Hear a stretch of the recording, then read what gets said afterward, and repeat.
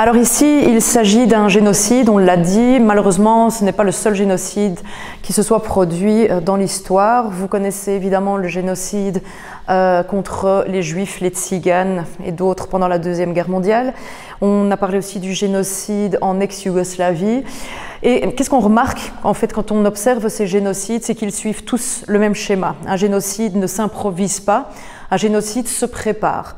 Dans l'idée du génocide, c'est évidemment une attaque. Alors ça peut être jusqu'à la mort, ça peut être une attaque morale, ça peut être des attaques violentes vis-à-vis d'un autre groupe. Vis-à-vis d'un groupe qui n'a pas la même origine ethnique, vis-à-vis d'un groupe qui n'a pas la même religion, qui n'a pas le même aspect. Il y a différentes catégories comme ça, mais donc on va classifier les gens et ça fait partie des mécanismes du génocide. Ensuite, on va attribuer des symboles, par exemple, pendant la Deuxième Guerre mondiale, ça peut être l'étoile juive pour les Juifs. Donc, ici au Rwanda, on parlait du nez des Tutsis qui étaient différents des autres. Donc, on va voir qu'on va polariser, c'est un groupe contre un autre, et cet autre groupe que l'on veut exterminer, on va le déshumaniser. Parce qu'évidemment, c'est plus facile de s'attaquer à un petit animal qu'à un être humain. Et c'est comme ça qu'on va traiter les Tutsis de cancrelats, de cafards. C'est plus facile d'endoctriner quelqu'un en lui disant « tu dois tuer des cafards » plutôt que « tu dois tuer un homme ». Et donc cette déshumanisation est importante et c'était le cas aussi pendant la Deuxième Guerre mondiale où on traitait les Juifs de vermine.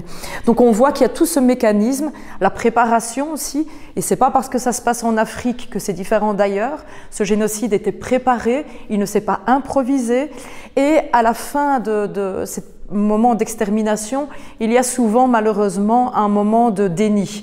Il y a beaucoup de gens encore malheureusement qui nient le fait qu'il y ait des génocides, que ce soit un ou l'autre, et il y a toujours ça, même si au Rwanda on remarque que plus de 90% de la population maintenant parle de ce génocide sans le nier. Le Rwanda est un pays qui se reconstruit énormément depuis le génocide. Et cela passe aussi par un programme de réconciliation important et voulu par les autorités. Ça fait partie aussi des traditions africaines du demander pardon. Ils sont habitués comme ça à vouloir parler avec les gens avec qui ils ont eu des problèmes et ici d'autant plus. Et donc ce programme de réconciliation passe par plusieurs étapes, notamment la création de lieux de mémoire, comme vous pouvez le voir, que ce soit à Kigali, que ce soit à Genève, que ce soit pour les Tutsis, pour les Hutus et pour les Paras belges qui ont été tués lors du génocide. Le programme de réconciliation passe aussi par le fait qu'on ne parle plus de Hutu, de Tutsi ou de Twa. Ça ne fait plus partie de la carte d'identité. Maintenant, ce sont tous des Rwandais. Il y a aussi les Gacaca qui sont des lieux où on peut discuter, on fait la justice sur l'herbe, c'est aussi une tradition de la région, où des familles vont parler avec ceux qui ont commis des violences ou des délits vis-à-vis d'eux lors de ce génocide. Il faut savoir aussi que des génocidaires ont été jugés de manière internationale et nationale. Il y a plusieurs degrés, malheureusement il faut parler comme ça, dans le génocide, entre les organisateurs, ceux qui ont tué en masse, ceux qui ont commis des violences, sans forcément aller jusqu'à la mort, et ceux qui ont commis des délits plutôt matériels. Et donc parmi les organisateurs, beaucoup ont été jugés de manière internationale ou nationale, les autres ont été ou jugés, ou dans les lieux de débat, ou dans les Gacaca, au niveau donc du Rwanda.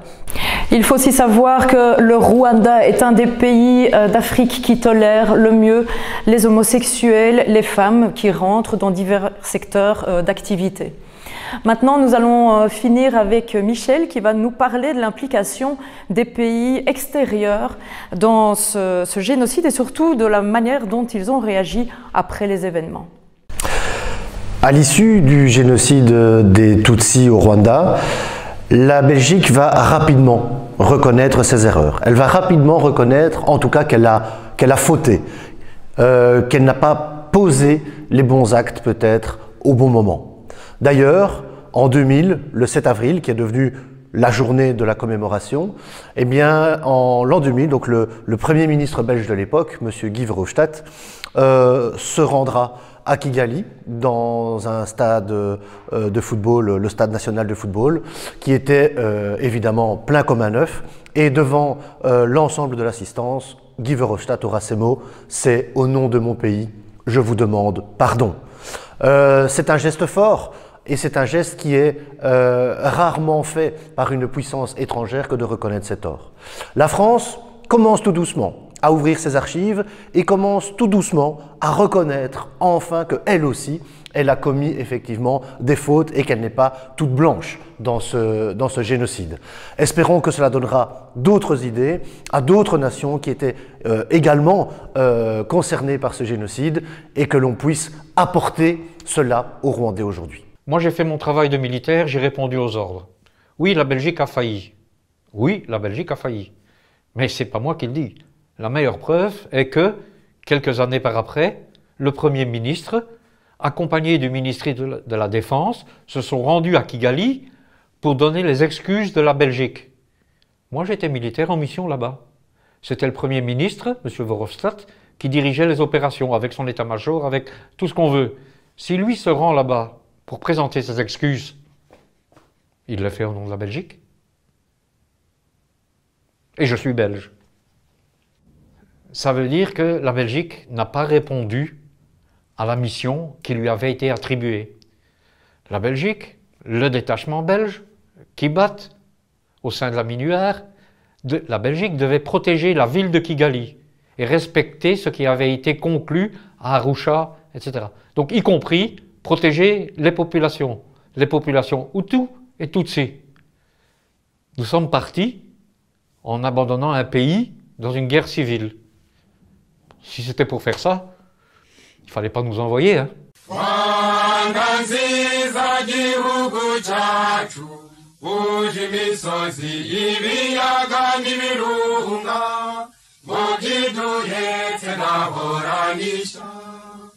Reka tukurate tukuvuge ibigwi wowe tubumbiye hamwe twese abanyarwanda uko watubyaye berwa sugira si